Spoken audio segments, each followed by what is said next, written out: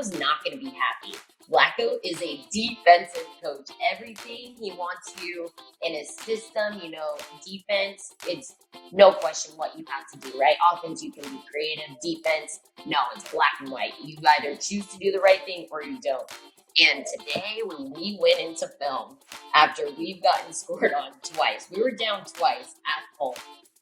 Never, ever would we have thought that was a situation. And he was like, I don't care. Everybody knows here that we're going to score goals. We need to be better in not getting scored on.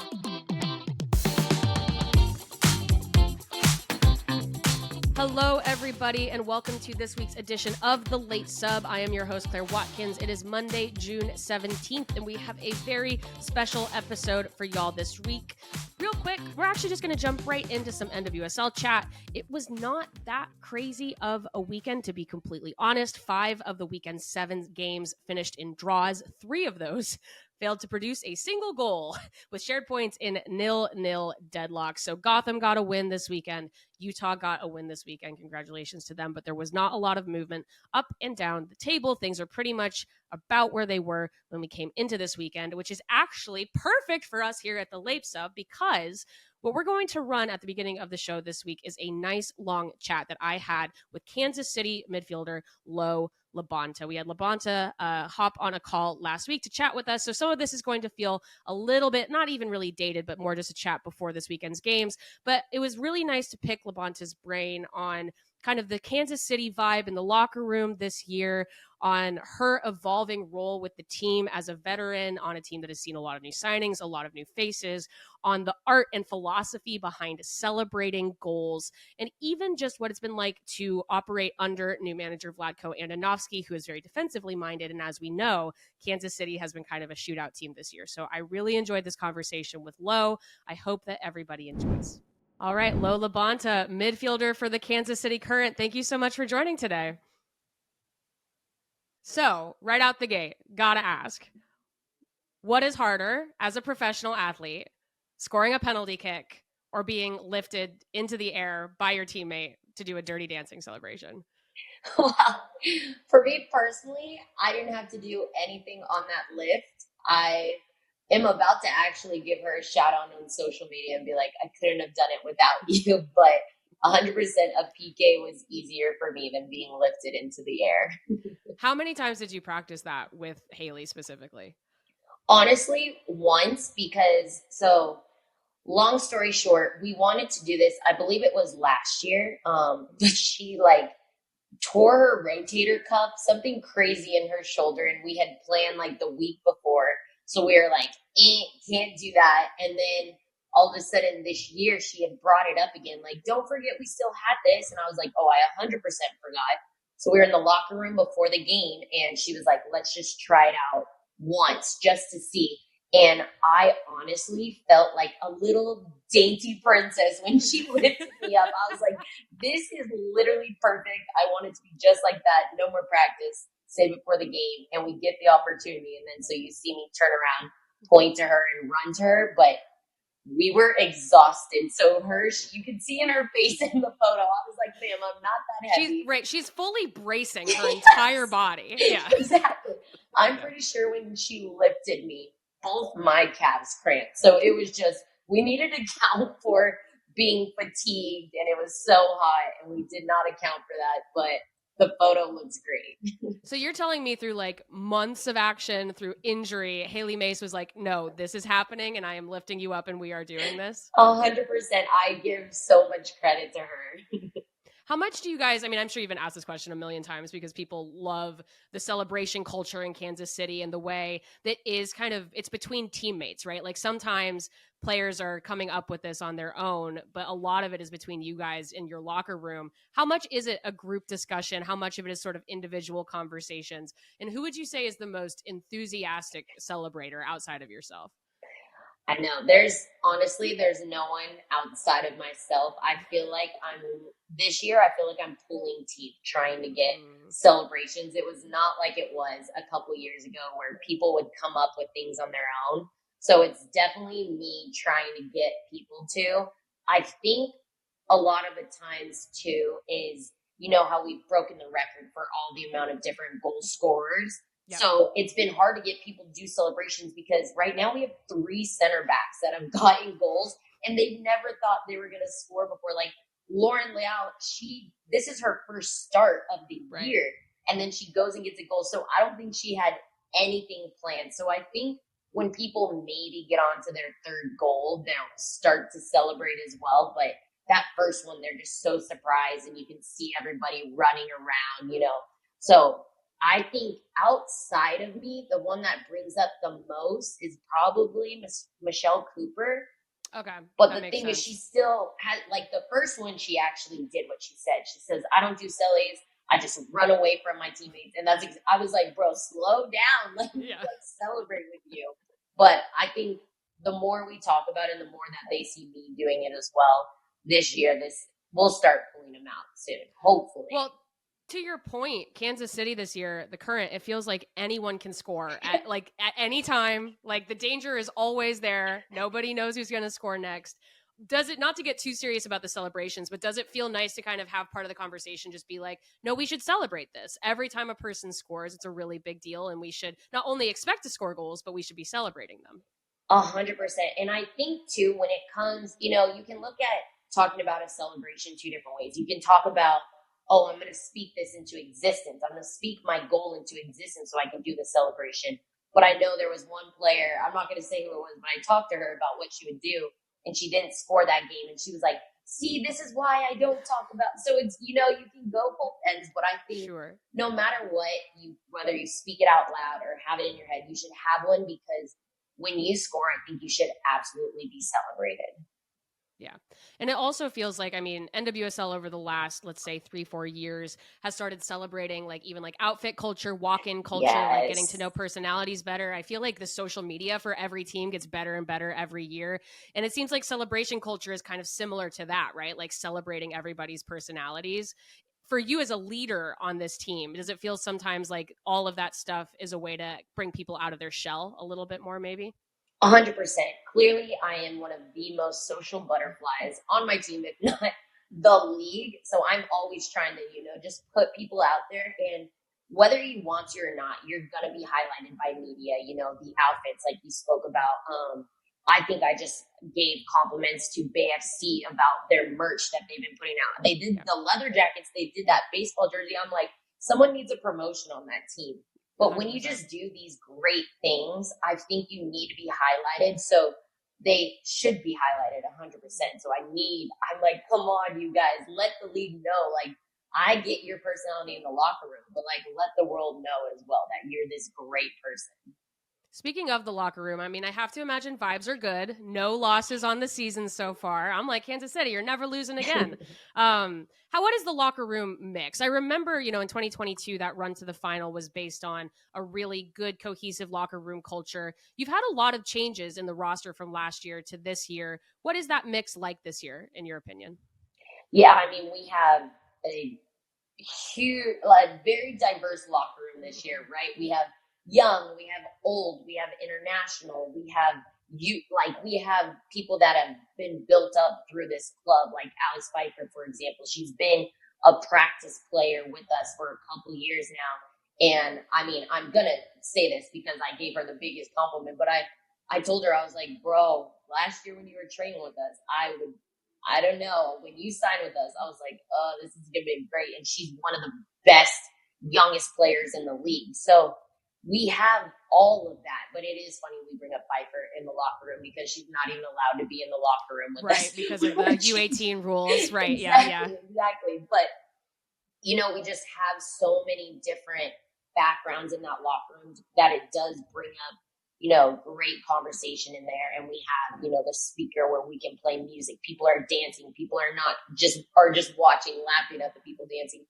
We have, Gabby Robinson bought a little plastic hoop. And so people are shooting little hoops in there. So it is fun. It's great vibes always right now. And I hope to just continue that momentum because obviously it's always going to be good vibes when you're playing on the field. But I hope, it just shows how strong we are also in the locker room because we go through things. We do go through troubles. I think I talked about not too long ago about our travel week of hell and not one player complained. And I think that is all about the mentality and the closest of our locker room. You've also mentioned, I know in the past, sort of that healthy level of competition with the team being so ambitious with signings and bringing people in who are specialists at certain positions. And it feels like your versatility over the last couple of years has really been an asset to the way that you play because you can slot into what the team needs in that midfield.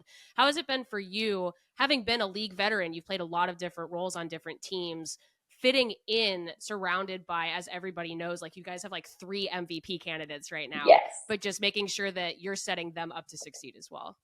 Yes, I think that's always been my role on this team is how can I make you better? How can I help you shine and be the best that you can be? And I love that role 100%. Like I never need to make it about me. And like you said, that's where I slot into these different positions. I just say midfielder now. I can anywhere in the midfield, please. Yep. But yeah, like you said, 3 different MVP candidates, and I think that's why our team is so special, with all the different goal scorers, all the different MVP candidates, all the different starting lineups we've had. It doesn't matter if you're in the roster for that first game. That next game you might not be, and that shows how competitive we are. And I love that. I've been out a few games now, and I was watching my team in awe. Like every single person brings something amazing to this group. And I trust whoever is out on that field. And I don't think every team gets to say that. Whether it could be the first 11, second 11, third sub, like it does not matter who it is. I think everybody in our group trusts who is going out there to play for us. And that's what I think is so special about our team.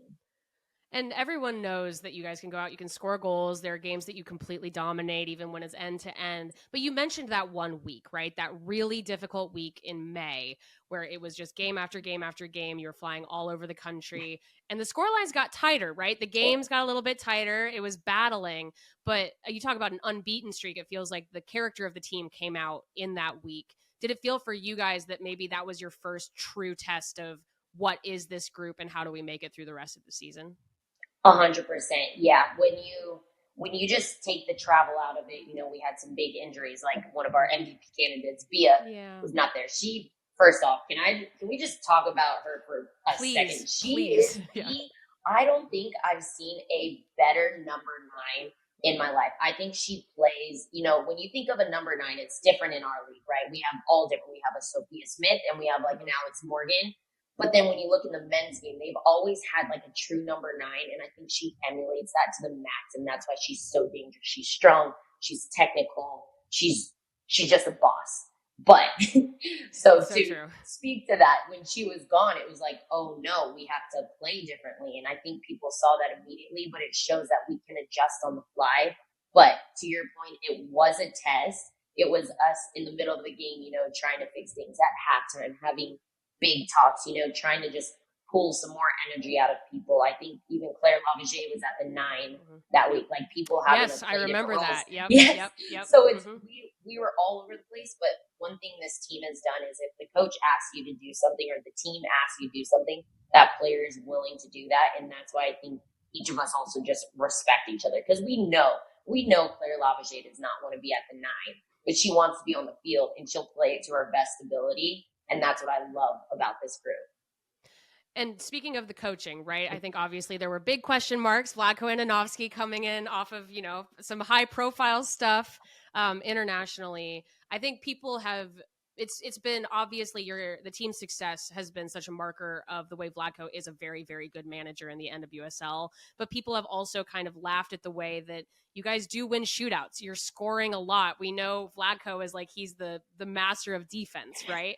So when he comes in, what was his messaging to you, and has the way the team played under him even surprised maybe some people in the locker room?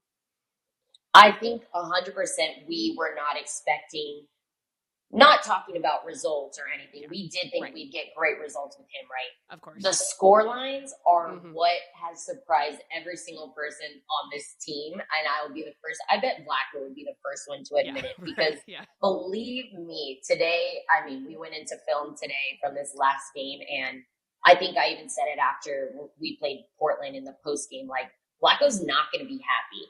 Vlatko is a defensive coach. Everything he wants you in his system, defense, no question what you have to do, right? Offense, you can be creative. Defense, no, it's black and white. You either choose to do the right thing or you don't. And today, when we went into film, after we've gotten scored on twice, we were down twice at home. Yeah. Never, ever would we have thought that was a situation. And he was like, I don't care. Everybody knows here that we're going to score goals. We need to be better in not getting scored on. And I felt that too. Like, I'm a 6, right? So I take things on defense personally as well.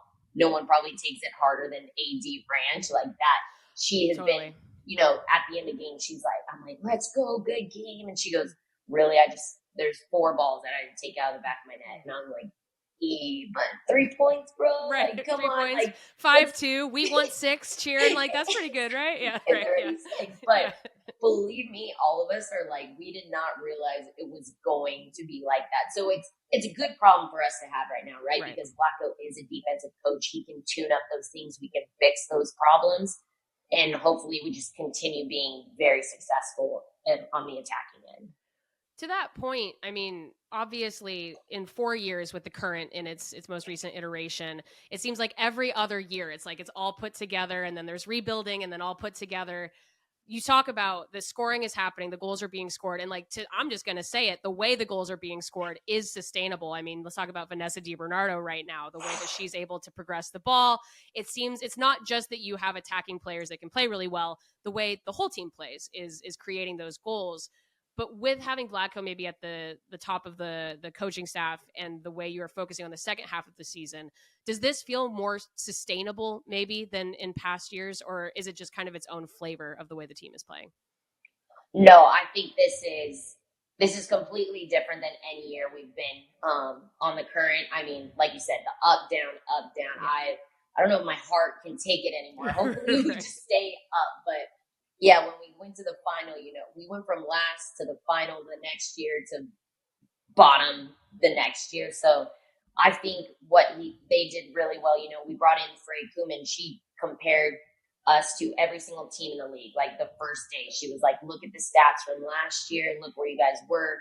We did that same thing this off week, not this last week, but the one, the international break, just comparing to where we were last year, where the teams are now in the league. So we visualize it, we see it, and we don't want to dip. We want to, in certain things, we want to stay where we are, and then the other ones, we want to get better.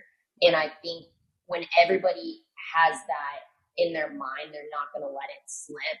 And I love that the staff is so thoughtful on that aspect. Like, yeah, we see it, but we're also going to have the players see it because they're going to know what we're seeing, what we're talking about. So we do take it week by week, but just seeing those numbers in the past, we're like, all right, we can be better. We got to be better. We know we're better. And I think it just shows that first half we played this last game to the second half was the best example of that. And does it just feel like communication from both the coaching staff and just within the locker room has been really strong this year and has helped with that messaging? Yes, absolutely. We meet a lot. We talk a lot. If you're not in a team meeting, then you're having individual meetings with the coaches. They divided us all up. That's the best thing about having a locker room. We have a meal room. So sometimes we just have iPads and we have clips there that we can talk about. They have it running on the TV. The new staff have made us completely way more professional than I think any team has ever been. And that I think has definitely helped us. Let's talk about that a little bit. Let's talk about Kansas City specifically and what the club is doing to push not only the team forward, but the sport forward. Opening the stadium this season. Again, I keep saying it. You don't have to, but I'm going to say it. I don't think you guys lose once at CPKC this year. I think it's just, you talked about the game this weekend, right? And just how the crowd got you guys back into that. I've been there. I went to the game against North Carolina a couple of weeks ago, and I was just like, oh my gosh, you are on top of the field. If you are a fan in this stadium, you're part of it. What does that mean for you guys, feeling that energy? I know every player says that the fans are if you are down a goal, if you need to get a result, if you're pushing after a long travel week, that can make a difference. That particular stadium, what does it do for you as a group to hear the fans and hear them kind of right on top of you like that? Yeah, I love it. I'm a loud person, and when it's too quiet and I can hear Vlatko yelling at me, that's unacceptable. I'm like, you guys, I just heard Vlatko tell me a full sentence. Let's raise it up. Let's go, you guys. And they are loud all the time in every tackle. I think there was a handball this last game that the ref missed, but because the crowd all yelled, that just shows like, hey, it's not just us on the field. Like they see it too. They have our backs. The goals, we did our teal out this last week, and of course our teal man was completely tealed out. But it just shows that they care, and we continue to have sellouts. And I don't think it's just because we keep playing well. I think they do genuinely care and want to come out and support, and we feel it. We feel the love, and that makes us want to play better, right? We feel the pressure. We want to perform for our fans, and we want them to keep coming. But there's teal all around this city, and I know every single player on this team feels like the city is behind them. Has it changed, again, as someone who's been in the NWSL for years where it was not like this, right? Does it change your relationship to being a professional athlete in women's sports, to not only have the resources from the club, but also, like you said, the Current are one of the premier sports teams in the city of Kansas City. Does that change your relationship to it at all as a league veteran? I wouldn't say no. I mean, I think I live in the moment. So any positive thing that happens, I'm like, yes, this is amazing. And as a veteran, I think it just makes me want to continue to play more. If one more person asks me how much longer you're going to play, I'm like, bro, I don't know. You're like, things are great, you right? know? Why think about that? Yeah. Yes, thank you. Yeah. And especially in Kansas City, I was talking to a few people in the league and some of my teammates, and I'm like, where would you want to play other than Kansas City? Like, but like be the most honest, location-wise, facility-wise, like where you want to. And it's so hard to compete with our program and our organization because, we have the facility, we have the stadium, we have the city on our back, we have the freaking cheap living. Like, it's True. So easy to live here, and the people love their sports teams here. So I don't know, like genuinely, it just makes me feel great. I know I have another year in my contract, and I'm like, let's just keep renewing this, keep it coming. So if hypothetically, Kansas City were the site of the NWSL championship this year, theoretically, can someone just like put it out there? I know. We're hedging. Yeah, I know. But what makes Kansas City such a good place to host a championship for the NWSL this year? Yeah, no matter, I'm hoping we're in it for sure, but everybody in the league knows that stadium will be filled. It's literally the only stadium built for a women's team in the world. And then of course for it to be an NWSL team, like it has to be hosted here. And it's by the beautiful river. I don't know when's the final, like in November. People always tell me that fall in Kansas City is nice. So everyone says that it's lovely weather. It's gonna be beautiful. Yeah. There's you can probably go to a Chiefs game as well if you wanted to. It's gonna be easy, but I think that people will show out, because I think 2 years ago when I was in the final at Washington DC, I don't think that stadium was full. Like there were a lot of people, but I don't think it was full. So I know here will be packed. The spotlight has been on the stadium. There's always great results at the stadium. It has to be here. Yeah. And then just kind of final big picture, again, as someone who has been in the sport for a number of years and seen the NWSL grow, and even just, the moment that women's sports as a whole are having even, let's say, this year, how does it feel to be a part of what feels like finally this just like boom of the larger women's sports landscape? Yeah, I wish I knew the exact quote from Patrick Mahomes, but I remember when I read it. I think it was from him.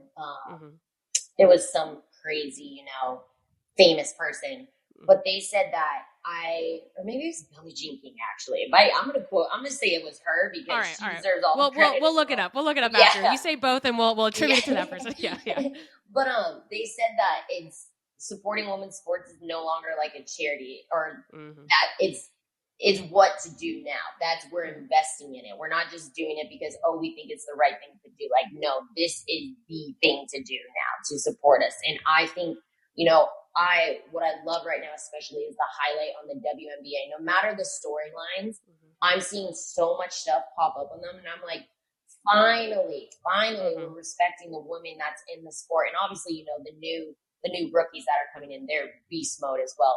But you got to recognize the ones that have put in the effort. And then I think about, all our new CBA negotiations for NWSL and stuff. And I'm thinking of the older girls who are like, God, if only you knew when we were changing in porta potties and those. And I'm like, I get it. We respect you, but just look how far we've come.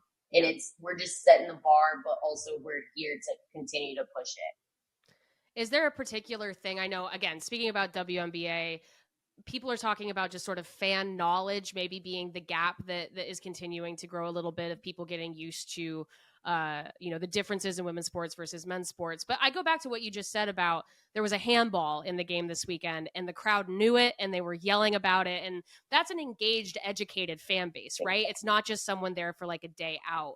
But if some sort of a gap in sort of fan knowledge or fan experience, what do you as a player would hope to continue to grow in that sort of lens in, like, let's say, the next 5 years?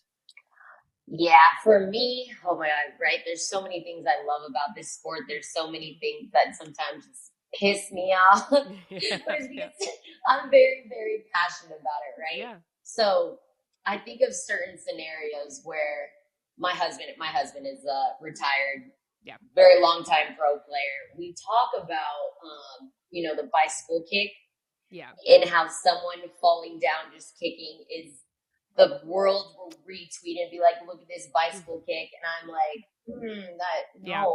that's like a side volley. Like, there's certain terminology and moves in the soccer game where people just if you're not involved in it constantly, you're not going to know. That's one of them where I'm just like, ugh. Or I'll bring up an even more common one is the shot cross. Like when people are like, look at this banger. And I'm like, no, look at her hips. She was trying to cross that. Right. It was a mistake. Yes. Right. Yeah. Yeah. And I'm like, again, congrats on your goal. But people that she did not mean to do that. So there's for me, it's certain technical things. And then obviously just understanding the game in general, why people, sometimes defend lower versus high press. Those come, with a lot of experience and continue to watch the game. And I think anytime I do a youth soccer camp, they'll be like, what did you practice? Were you juggling a lot? Were you dribbling a lot? And my first thing now, because it's so accessible, I tell them, watch the game. You need to be watching soccer games. And you couldn't do that when we were younger, right? Because we didn't have that access. I even asked Alex Pfeiffer, I was like, when you were growing up, what did you watch us on YouTube? What were you like? You've been in the game, like trying to find a game to watch, what live stream. So that's the one thing I tell them now. And that's what I say at youth camps, but I say it for the older people too. Like, just watch games. You'll enjoy the game, but you will learn so much from just watching. Hell yeah. All right. So last one for you, Lo. This is like how I end every interview I do always. So I've probably asked you this before, but it's June 11th, 2024. What does the perfect rest of 2024 look like for you? It could be on or off the field. What is the perfect 2024? Yeah, perfect for sure. On the field, continue the momentum all the way through. We have all these tournaments, but continue all the way through with the rate, the pace we're going, and we want to win it. We want to bring this city a championship. I don't know if I was interviewing with you, but I saw a wall mural, like a painting of all the sports teams on one of the walls downtown, and it was the Chiefs, the Monarchs, the Royals, Sporting. They all had a championship under, and there was a painting of me, and it was just blank next to it. And I was like, bro, that's disrespectful, but we got to get get a trophy on there, yeah. But we got to get a number next to that. That looks so bad. So on the field for sure, continue momentum. I think this city deserves one. The work we put in this year, this team deserves one, and I would love to have that as well. Incredible. Well, Lo'eau LaBonta, thank you so much for joining me today. Thank you. Once again, thank you so much to Lo'eau LaBonta for that chat. I greatly enjoyed it. If you like interviews here on the Late Sub, let us know. We have some pretty exciting stuff in the docket for the next upcoming weeks. Love chatting to players. Let us know what you would like to hear and who you would like to hear from. But before we go, I do want to do a quick roundup of what we've seen in the WNBA in the last couple of weeks. I do think there's some interesting stuff happening there, and it is nice to check in when we are actually seeing some trends forming. We're seeing some trajectories. Let's maybe start with the Indiana Fever, everybody's favorite mercurial Indiana Fever. They have actually won 4 out of their last 6 games as the Caitlin Clark-Aaliyah Boston connection finally gets off the ground, and they have gotten a little bit of rest. We are finally starting to see from the Fever more of that connection, that pick and roll connection, that inside-outside game. We're seeing both Clark and Boston really kind of take off. We're seeing nice games from, for example, Kelsey Mitchell, Melissa Smith. Nice to see that from the Fever. In the other direction, the reigning champion Las Vegas Aces have lost 5 out of their last 7, despite historically good performances from Asia Wilson. So the Aces are still very much missing Chelsea Gray very badly. Their starting point guard, she makes the team tick. They are still missing her. She has come off of the out report on the injury report, but she still has yet to see the court. But it also still feels like the Aces are sort of running the starting core drill of the last 2 years where they rely very, very heavily on their starters. And this year, to Coach Becky Hammond's credit, she's been doing a lot more rotating, but she hasn't quite found that right mix to get good wins. Interested to see how the second half of the year works for them. They might be putting themselves in a good position to make a run after the Olympic break, but obviously notable to see some of their early struggles. They had a very good win over Phoenix this week that I think is the proof of concept of what the Aces can still be in 2024, but certainly notable. This early skid from them is uncharacteristic. The Commissioner's Cup final is set between New York and Minnesota. New York for the Eastern Division, Minnesota for the Western Division. I do actually think this is a really nice reflection of who's played best in the start of the season. Obviously, I think you could probably swap Connecticut out for New York, despite the timing. New York hands Connecticut their first loss. That happens to be a Commissioner's Cup game. But I think this is going to be great. I think it's going to be, again, a fantastic reflection of who some of the heavy hitters are this season so far. And again, in that context of the Aces, I think one of the really nice points of discussion this week have been these teams that have been compiling players to try to match the Aces, to try to beat the Aces. Minnesota, kind of a dark horse for that. They're playing very well this season. I still think the MVP race is Wilson's for the taking, though I also think that her pace of play is also a symptom of Vegas's team imbalance issues. She might want things to slow down a little bit so she doesn't have to hard carry quite so much. Kalia Copper in Phoenix, I think, is also still a very good shout for that shortlist for MVP. Has been very, very good post naming to her first ever Olympic team. Quick look at the Rookie of the Year race. So fun. You prepare for these players to maybe hit a wall or to continue just very slow trajectories, but we've actually seen a number of these rookies really step up and step forward in June. Caitlin Clark still leads rookie in scoring, and she is top 5 in the league in assists. Angel Reese for Chicago is literally averaging a double-double right now. She has tied the longest double-double streak in WNBA rookie history with 6. She can break that her next game if she also registers a double-double there. She is top 5 in the league in rebounds and steals. Cameron Brink, LA, top 5 in blocks. She and Rakia Jackson seem to be building a nice cohesion with one another. I think Kurt Miller in LA is still, again, figuring those rotations out, especially under a very good season from De'Erica Hamby, who just got an extension with the team. Camila Cardoso in Chicago is improving with more minutes. Aaliyah Edwards in Washington has been excellent in June. Basically, I just want to point out the general strength of this class. I think the Rookie of the Year race is probably going to be contingent on what you value most in a rookie. I think you could probably argue the greatest scorer deserves to win Rookie of the Year. I think you could argue that the MVP of a team that is maybe was in a position to draft high because they're not very good should be the Rookie of the Year. I think maybe Angel Reese and Caitlin Clark are really nice dichotomies in that way, where they are two very different players who play very different positions on teams that need different things from them. And they are both succeeding not only just for rookies, but they are outperforming veterans in this league. If you look at the stats, top 5 stats, league wide. So I am just very impressed with the general strength of this class. I think you're seeing a lot of these first round picks not only compete, but outperform players that were in this league before them. So very, very happy to see that continue. And then one final news shout out that I do want to hit this week is the U.S. Olympic swimming trials. So people might be a little bit surprised to hear that some of the big names for the U.S. Olympic team are only just qualifying for the Olympics this week and next week. I think the big one obviously is swimming this week. Next week is going to be track and field and also gymnastics. For example, maybe the best example of this is Katie Ledecky, the much decorated swimmer. Katie Ledecky only officially qualified for the Olympics over the weekend, handily winning the 400-meter freestyle at the Olympic trials. She has a number of other events where she is highly favored to also advance to the Olympics, but she is in the process of doing that qualifying now. She looks great. I think another really great performance I do want to shout out is Virginia standout Gretchen Walsh, also qualified for the Olympics this weekend, setting a world record in the 100-meter butterfly in the semifinals. Again, these meets are tricky. You can set a world record in the semifinals. You still have not yet qualified for the Olympics. You have to make it all the way through to the final. I love swimming. I swam in high school. Huge fan of Olympic swimming. The trials are going on for the rest of the week. You can watch those on Peacock and on NBC. I highly recommend checking those out and following the track and field trials, which we will also discuss, and the gymnastic trials as they come through next weekend. So this has been a little bit of a different episode of The Late Sub. We hope you guys enjoyed. Want to shout out my producer extraordinaire, Parker Fenton. Again, if you liked this structure, if you liked this difference, let us know in the comments. We do read those. We do take your feedback. And we'll be back next week with, I think, a little bit of a mix. We'll have some analysis for you. We'll have one really exciting interview that I can't wait to do, and just more from the world of women's sports. This has been The Late Sub.